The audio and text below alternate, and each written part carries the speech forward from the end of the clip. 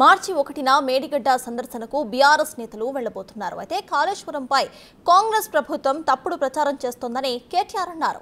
ప్రజల్లో ఉన్న అపోహలు తొలగించాల్సిన బాధ్యత తమపై ఉందని, అందుకే చలో మేడిగడ్డకు పిలుపునిస్తున్నామని చెప్పారు. అయితే చలో మేడిగడ్డకు కేసీఆర్ రావడం లేదని ఆయన చెప్పుకొచ్చారు.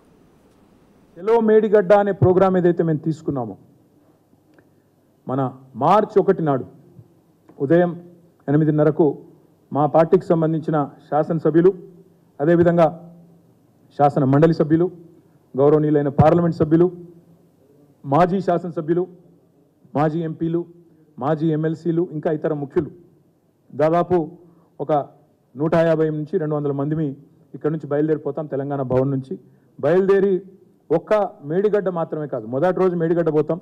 ఆ తర్వాత తెలంగాణకు కామధేనువుగా ఉన్న కాళేశ్వరం ప్రాజెక్టును దశల వారీగా ప్రజలకు మళ్ళొక్కసారి ఆవిష్కృతం చేస్తూ, వాళ్ళ మనసులో ఉండే అనుమానాలు నివృత్తి చేస్తూ, కాళేశ్వరం అంటే ఒక బరాజ్ కాదు, ఎంత సమగ్రమైన ప్రాజెక్టో వారికి వివరించి ముందుకు పోతాం.